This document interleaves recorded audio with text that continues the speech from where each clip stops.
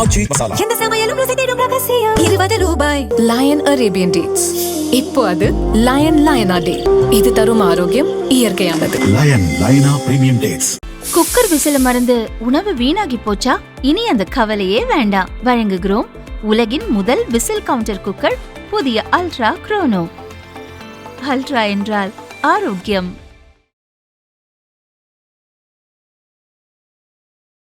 தினமலர் நேயர்களுக்கு வணக்கம். இன்றைய நேர்காணலில் நம்மோடு இணைந்திருக்கிறார் டெல்லியிலிருந்து மூத்த பத்திரிகையாளர் திரு ராஜகோபாலன் அவர்கள். வணக்கம் சார், எப்படி இருக்கீங்க? ரொம்ப ஸ்பெஷலா பரபரப்பா போயிட்டு இருந்தது போல இருக்கே. நடுவுல பாராளுமன்றம் இப்போ கொஞ்சம் ஸ்டால் ஆயிருக்கு. நமஸ்காரம். பாராளுமன்றம் இன்று கதி கலங்கியது.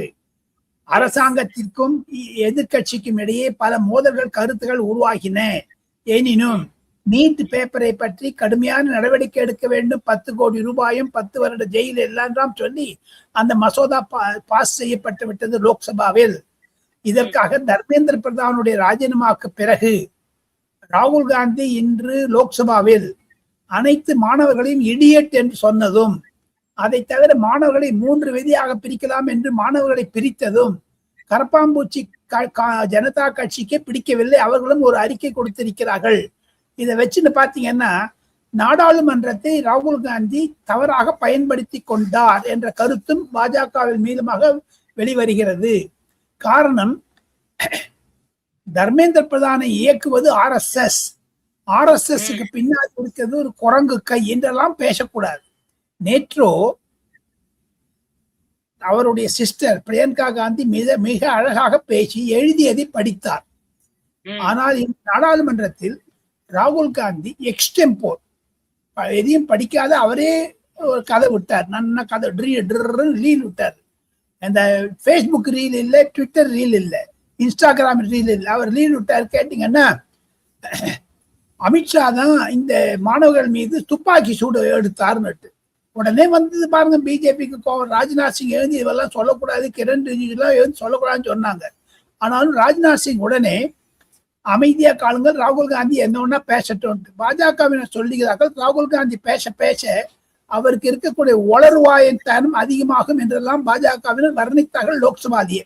ஆக மொத்தம் இந்த சர்ச்சைகளுக்கு இடையே ராகுல் காந்திக்கு லண்டனில் ஏதோ 2003-4 வருடங்களில் கம்பெனி நடத்தியதும் அவருடைய குடியுரிமையை பற்றியும் நிஷிகாந்த் துபே லோக்சபாவில எழுப்பினார் என்று ட்விட்டரிலும் போட்டிருக்கார் என்று. ஆக மொத்தம் இது நீட் விஷயத்தை தவிர ஷாமல எதை ஒன்னா பேசுறாங்க அண்டர் தி எர்த். அது அமித்ஷா அவர்களுக்கு துணிச்சல் இல்லைன்னு பேசுறாரு. இன்னைக்கு நான் பேசுறதுக்கு ஏன் இன்னைக்கு பார்லிமெண்ட்ல அவர் இல்ல, நான் பேசுவதை கேட்பதற்கு அவருக்கு துணிச்சல் இல்லையா, ஏன் இங்க வரலன்னு கேக்குறாரு. கை நடுங்குகிறது என்று சொன்னார். 30 கார்ல வராரு அவரு, கை நடுங்குகிறதுன்னுட்டு. கை எங்கெங்க நடுங்கிறது அவருக்கு? அவர் கை நடுங்க ஆரம்பிச்சு இவர் இருக்க மாட்டாரு ஊர்ல.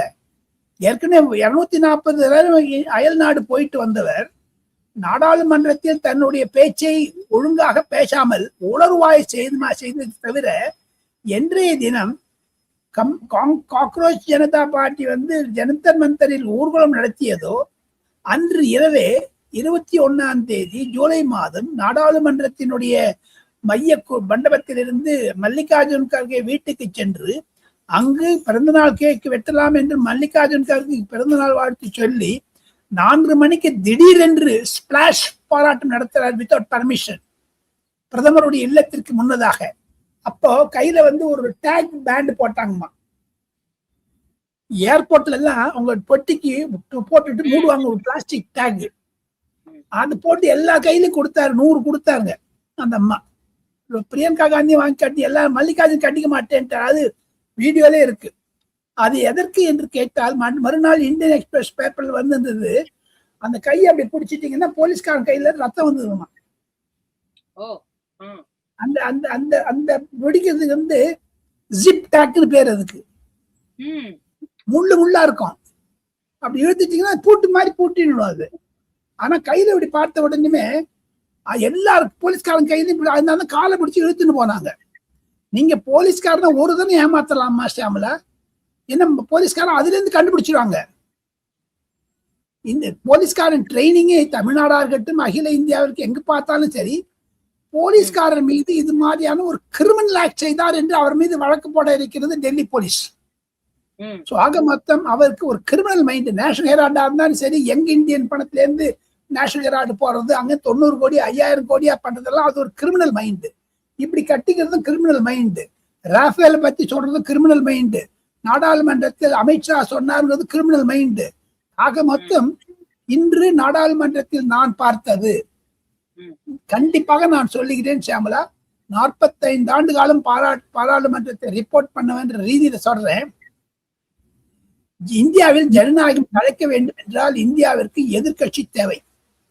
3 முறை நாடாளுமன்றத்திற்கு நரேந்திர மோடி ஜெயித்தா கூட, 4வது முறையாக ஜெயித்தாலும் கூட இந்தியாவின் எதிர்கட்சிகள் ஒற்றுமை இல்லை. அதற்கு முழு காரணம் ராகுல் காந்தி. ஏனென்றால் இன்று அகிலேஷ் யாதவ் நாடாளுமன்றத்தில் பேசும் பொழுது ராகுல் காந்தி கூறுவது சரி என்றாலும் முட்டாள் என்ற வார்த்தையை யூஸ் பண்ணக்கூடாது என்றெல்லாம் சொல்லி இருக்கிறார். ஆக மொத்தம் இதெல்லாம் வச்சு பாத்தீங்கன்னா இன்னைக்கு நீட் தேர்வை பற்றி கொடுத்த தீர்மானம் நிறைவேறது அரசாங்கத்திற்கு வெற்றி என்று தான் நான் சுருக்கமாக சொல்ல முடியும். ஷாமலா, காங்கிரஸ் என்ன அஜெண்டா, ஏன் இப்படி, அதாவது கொஞ்சம் சம்பந்தம் இல்லாம எல்லா விஷயங்களையும் டைவர்ட் பண்ண மாதிரி இருந்தது பார்லிமெண்ட்ல? இன்னைக்கு இந்த மசோதா பத்தி பேசணும் அப்படின்னா வேற எதையோ பத்தி பேசுற மாதிரியான ஒரு டைவர்ஷன் இருந்தது. என்ன அஜெண்டா இருக்கக்கூடும் இதன் பின்னணியிலன்னு நினைக்கிறீங்க? பிரிக்கலாம், தாங்கள் கூறியதை 3ஆக பிரிக்கலாம். கட்சியில் உள்ள குழப்பாடுகள் தவிர நான் கூறியது மாதிரி இந்தியாவில் எதிர்கட்சி தேவை. ஆளுங்கட்சியாக இருப்பதற்கு கேள்வி கேட்க 130 ஆண்டுகளான காங்கிரஸ், 50 ஆண்டுகளாக பாஜக வந்த பிறகு காங்கிரசின் பயந்தது பாஜகவிடம் இருந்து. இப்பொழுது சாமலா, சில காங்கிரஸ் ஒர்க்கிங் கமிட்டி மெம்பர்ஸ் என்னிடம் சொல்லுவது, ஒரு காக்ரோச் ஜனதா பார்ட்டிக்கு நம்ம பயப்பட முடியுமா? நமது அரசியல் கட்சி இது, திடீரென்று முளைத்ததில்ல, காளான்கள் மாதிரி. இருப்பினும் அந்த காக்ரோச் போல் ஜனதா பார்ட்டியினுடைய போராட்டத்திற்கு நாம் சென்றிருக்க வேண்டும் என்று சில காங்கிரஸ்காரர்கள் கருதுகிறார்கள். ஆனால் ராகுல் காந்தி போகவில்லை. தன்னுடைய அதிகாரம் கைவிட்டு போய்விட்டதோ என்று அதிகிறார். 2024 ராகுல் காந்தி பிரதமராவது கடினம் என்று தான் பலர் சொல்லுகிறார்கள், காக்ரோச் பார்ட்டி, ஜனதா பார்ட்டி உள்பட. சரி, அதே நேரத்தில் இங்கே தமிழகத்தினுடைய பிரச்சனை வந்து இந்த மேகதாது அணை கட்டுவ பிரச்சனை. நேற்றைக்கு கூட முதலமைச்சர் விஜய் மோடி அவர்களுக்கு, பிரதமர் அவர்களுக்கு கடிதம் எழுதியிருந்தார், நீங்கள் தலையிட வேண்டும் இந்த விஷயத்தில் அப்படின்னு சொல்லிட்டு கடிதம் எழுதியிருந்தார். ஏன்னா மத்திய இணையமைச்சர் கொடுத்த பதில் அப்படி இருந்தது. ஏன்னா 2018 சுப்ரீம் கோர்ட் தீர்ப்பில் இந்த மாநிலங்களை கன்சல்ட் பண்ண வேண்டிய அவசியம் இல்லை, எந்த ஒரு கட்டுமானத்தையும் அங்கே செய்வதற்கு அப்படின்ற குறிப்பே அங்கே தீர்ப்பில் இல்லைன்னு சொல்லியிருந்ததா வந்தது. அதை தொடர்ந்து கடிதம். எப்படி பிரதமர் இதுக்குள்ள வருவாரா? எப்படி பார்க்கறீங்க இந்த இஷ்யூ, எப்படி போகும்னு நினைக்கிறீங்க? அவர்களுக்கு கண்டிப்பாக ஆலோசனை கூறுபவர்கள் தவறு செய்கிறார்களோ என்ற கருத்து எனக்கு இருக்கிறது. ஷாம்லா, 45 ஆண்டுகளாக காவேரி தனிப்பட்ட முறையில் நான் நேரில் விஸ்வநாத் பிரதாப் சிங் இருந்து காவேரி மையம் அனுப்பதிலிருந்து இன்று வரை ஃபாலோ பண்ணிட்டு வரேன். நான் தினமணி மற்றும் பல தமிழ் பத்திரிகைகளுக்கெல்லாம் நிருபராக இருந்ததனால் இந்த விஷயத்தில் விஜய் தவறு செய்து விட்டார் என்று தான் என்னுடைய கருத்து. ஷாமலா, அதை அவர்கள் மரியாதையுடன் எடுத்துக்கொள்ள வேண்டும். காரணம், பிரதமரிடம் அதாவது இன்டர்வியூ பண்றதுக்கு கேட்கிறாரு, அதே சமயத்துல கர்நாடகாவுக்கு போய் பேசுறாரு. ராகுல் காந்தியோட சஜஷன் பேர்ல நான் அதை சால்வ் பண்ணி விடுறேன், you go and meet him, ராகுல் காந்தி போன்ல சொன்னதுனால இவர் போராடுறாங்க. அது திமுக அதிமுகவை ஒன்றிணைக்கும். கலந்து பல ஈவன் மணிக்கு தாக்கூர் கூட அப்போஸ் பண்றாரு போகக்கூடாதுன்னுட்டு. ஆனா அதே காங்கிரஸ் வந்து விஜய் கட்சியோட ஆட்சியில இருக்குதுங்க, 5 எம்எல்ஏ சப்போர்ட்ல இருக்காரு.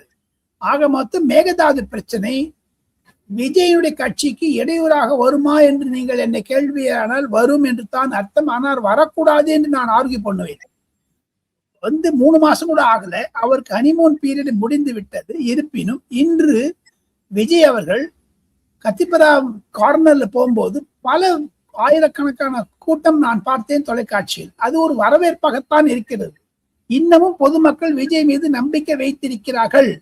எனினும் மேகதாது பிரச்சனையில் 20 மாவட்டங்கள் தமிழ்நாட்டில் அது மேகதாதுவை கட்டினால், காவேரியை நிறுத்தினால் தமிழ்நாட்டுடைய பயிர் வளர்ச்சிகள், நெல் வளர்ச்சி, அரிசிலம் கட்டுப்படும்.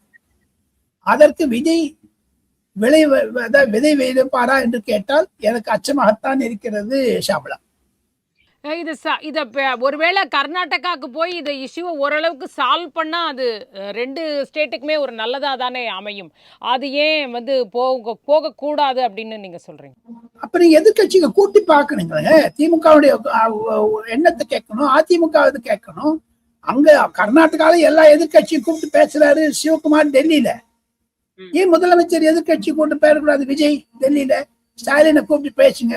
நீங்க பாராட்டு தெரிவிக்கிறதுக்கு போனீங்க, இப்ப போய் பேசுங்களேன் பார்ப்போம். ஆக மொத்தம் விஜய்க்கு இந்த தேர்நீரவு காலம் முடிந்து விட்டதோ என்ற அச்சம் எனக்கு வருகிறது. இந்த மேகதாது விஷயத்துல காங்கிரஸ் டபுள் ஸ்டாண்டர்ட் விளையாடுதுங்கம்மா.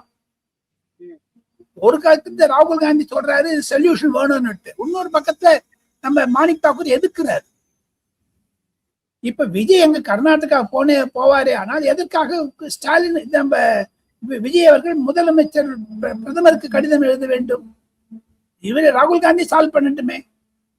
அது அழுத்தம் தருகிறாரா என்று கேட்டால் ராகுல் காந்தி விஜயை பலிக்கடாவாக்க பார்க்கிறார் என்றுதான் என்னுடைய அரசியல் கண்ணோட்டத்தில் நான் பேச முடியும். சரி, நான் ராகுல் காந்திக்கு விட அரசியலில் பல ஆண்டுகளாக டெல்லியில் இருந்து தமிழகத்தை பார்ப்பதனால் தங்களிடமே நான் கூறியிருக்கிறேன். தேர்தலுக்கு முன்னதாக ஜனவரி பிப்ரவரி வீடியோவை எடுத்து பார்த்தால் ஷியாமலா ராஜகோபால் பேச்சில் தமிழ்நாட்டில் தொங்கு சபை வரும் என்று நான் தான் தினமலருக்கு முதலில் சொன்னேன் தங்களிடம். அதை பின்னணியில் பார்த்தால் தேர்தல் முடிந்து 5ஆம் தேதி மே மாதம் 2026 அன்று மு.க. ஸ்டாலின் அவர்கள் அறிக்கை விட்டார், காங்கிரஸ் என் முதுகில் குத்தி விட்டது என்று. அதே மாதிரியான சூழ்நிலை ஐயா முதலமைச்சர் விஜய் அவர்களே, விஜய் ஜோசப் அவர்களே, தாங்களும் உணர்வீர்கள், காங்கிரஸ் தங்களுடைய முதுகிலும் குத்தும், மிக ஜாக்கிரதையாக இருங்கள் என்று உரைகள் நேயர்கள் மூலமாக ஷியாமலா மூலமாக நான் என்னுடைய கருத்தை முதலமைச்சர் பார்வைக்கு எடுத்துச் செல்கிறேன். அதே நேரத்துல ராகுல் காந்தி அவர்கள் இங்க வரப்போறாங்க, தமிழகம் வரப்போறாங்க, இண்டி கூட்டணியில தாவேகாவை சேர்க்கறதுக்கான அந்த பேச்சுவார்த்தைகள்லாம் நடக்க போகுது அப்படின்ற விஷயங்கள்லாம் வருது. அதெல்லாம் சரியா இருக்குமா? சரியான டைரக்ஷன்ல போகுமா? சரியா டைரக்ஷன் போகும். அது ட்ரை பண்ற. முதல்ல இந்தியா கூட்டணி வட இந்தியால எங்க இருக்கு அதை சொல்லுங்க. இது தென்னிந்தியா கூட்டணியா தானே போகுது, வட இந்திய கூட்டணி அங்கப்பேல் ஆயிடுச்சு. இப்ப ஷியாமலா நீங்களும் பாலிடிக்ஸ் ஃபாலோ பண்ணிட்டு இருக்கீங்க. More then you I am actively reporting from Delhi. Northern பார்ட்ஸ்ல தெரியுது காங்கிரஸ் எல்லாருமே மொட்டை அடிச்சு விட்டாங்களே, திருப்பதி மாதிரி திருத்தணி மொட்டை மாதிரி. ஷியாமலா வட இந்தியால இங்க 2 மயிர் இங்க 2 மயிர் மொட்டையாகாது, தலையை சவரம் பண்ணி விட்டாங்களே. திருத்தணிக்கு கோயில் போயிட்டு வந்து சந்தனம் பூச்சிப்பாங்க பாருங்க, அந்த மாதிரி பூச்சி விட்டாங்களே. காங்கிரஸுக்கு தவசம் பண்ணிட்டாங்களே. காக்ரோச் பார்ட்டி வந்து இன்னும் பண்ணிடுச்சு. உத்தரப்பிரதேசத்தை 400 சீட்டு 3 சீட் நீங்க ஜெயிச்சிருங்க. கர்நாடகால இன்னும் ஆட்சி புரியுதுங்கிறீங்க, இதுல தெலுங்கானால ஆட்சி புரியுறீங்க. இந்த 2 மாநிலத்தை தவிர தென்னிந்தியாவில உங்களுக்கு எங்க பவர் இருக்குது? போதாத வரைக்கும் 2029 தேர்தல் 850 பாராளுமன்ற உறுப்பினர்களுக்கு நடக்கக்கூடிய தேர்தலாகத்தான் நான் பார்க்கிறேன். அப்பொழுது காங்கிரஸ் தமிழகத்தில் 60 சீட் இருக்குங்க, 40 இருக்காது, 60 சீட் இருக்கும், 59 இருக்கும். 59ல உங்களுக்கு 20 கேட்டா கூட உங்களுக்கு 20 கேண்டிடேட் இருக்காங்களா காங்கிரஸ் தமிழ்நாட்டுல? திமுக அதிமுக பத்தி நீங்க கேலி செய்யலாம், அது ஆர்கனைஸ்ட் பார்ட்டி. நீங்க இங்கிருந்து அங்க போறாங்க, அங்கிருந்து இங்க வராங்க. பாதி பேர் தமிழ் வெற்றி கழகத்துக்கு போயிட்டாங்க. காங்கிரஸ் என்ன இருக்குது? காங்கிரஸ் மொட்டை. சோ அந்த விஷயத்தில் பார்த்தால் 2029க்கான அடித்தளத்தை காங்கிரஸ் தமிழகம் மற்றும் 5 வட தென்னிந்திய மாநிலங்கள் கேட்குமே. ஆனால் இந்தி கூட்டணியில் விஜய் சேர்ந்தால் அது காங்கிரசுக்கு ஆபத்தாகத்தான் முடியும். சரி, அதே நேரத்தில் இப்போ காவிரி நீர் ஒழுங்காற்று குழு வந்து 4 டிஎம்சி தண்ணீர் விடணும், ஒரு நாளைக்கு 3500 கன அடி வீதம் ரிலீஸ் பண்ணணும் அப்படின்ற ஒரு உத்தரவை நேற்றைக்கு பிறப்பித்திருக்கிறத பார்க்குறோம். ஆனால் கர்நாடகா அதை ஃபாலோ பண்ணுமா அப்படிங்கிறது வந்து ஒரு பெரிய கேள்விக்குறியாக இருக்குது. இப்போ இந்த இடத்துல யார் சொன்னாலும் கேட்காத ஒரு மனநிலையில் கர்நாடக அரசு செயல்படும்னா அந்த இடத்துலையாவது மத்திய அரசு ஏதாவது ரோல் பிளே பண்ணுமா? ஏன்னா பேசிக்காக கொடுக்க வேண்டிய தண்ணீரையாவது கொடுக்கணும் இல்லை?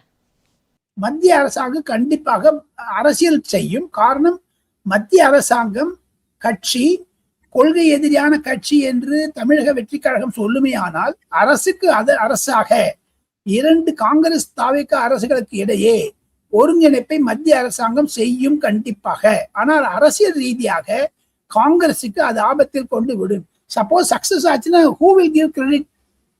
எய்தர் மோடி ஆர் ராகுல் காந்தி. DK சிவகுமார் சொல்றாரு கர்நாடகா MP கிட்டக்க ஒரு சொட்டு தரமாட்டேங்கிறது தண்ணி. ராகுல் காந்தி சொல்ற கொடுங்கன்னுட்டு கடைசியில இருந்து வாய்க்கால்ல வருமாங்க தண்ணி. அதனால விஜய் கொண்டு வந்துருவாரா இங்க இருந்தானே? அது கடினம் கடினம், மிக மிக இன்னல்களை கொண்டு விடும். சரி சார், நீங்க பிராக்டிகலா பேச. நான் வந்து இன்னொன்னு, நான் வந்து I am supporter of Vijay, strong supporter of Vijay. ஆனா இதுல வந்து அவர் நழுவ கூடாதுன்னு நான் சொல்றேன். ஏன் தெரியுமோ, இந்த விஷயத்தை ராகுல் காந்தி டபுள் கிளைம் ப்ளே பண்றாரு. விஜய் கிட்ட ஒண்ணு சொல்றாரு, விஜய் சிவகுமார் ஒண்ணு சொல்றாரு. சரி, வேற ஏதாவது எக்ஸ்க்ளூசிவா தகவல் இருந்தா சொல்லிட்டு நம்ம இந்த நேர்காணலை முடிச்சுக்கலாம் சார். ஏதாவது இருக்கா எக்ஸ்க்ளூசிவ் தகவல் என்று சொன்னீர்களே, ஆனால் தமிழகத்தில் பொறுத்த மட்டில் கண்டிப்பாக வரக்கூடிய அடுத்த ஓரிரு வாரங்களில் டீலிமிட்டேஷன் பில்லை நரேந்திர மோடி அவர்கள் புஷ் பண்ணி பாஸ் பண்ண இருக்கிறார்கள். ஆகஸ்ட் 7-8 தேதி வாக்கில். அதை தடுப்பதற்காகத்தான் ராகுல் காந்தி பிரம்ம பிரயத்தனம் பண்ணாரு, நடக்கல. இந்த நீட் பில்லையும் தடுக்கணும்னு பார்த்தாரு, நடக்கல. இருப்பினும் நீட் பில் பாஸ் ஆனதுனால திரிணாமுல் காங்கிரஸையும் சிவசேனாவையும் சரத்பவாருடைய கட்சியும் உடைத்து வைத்த நரேந்திர மோடி அமித்ஷாவுடைய குழு கண்டிப்பாக டீலிமிட்டேஷன் பில்லை பாஸ் பண்ணினாங்கன்னா, திமுக வரவேற்றதானால் தமிழகத்தில் 59 லோக்சபாக்கு 2029 தேர்வு விடும். அதில் தமிழ் வெற்றி கழகம் 20 எம்பிக்களை பிடிக்கும் என்று தான் என்னுடைய கருத்துமா. அதுதான் எக்ஸ்க்ளூசிவ் ஷாமலா. மிக்க நன்றி சார்.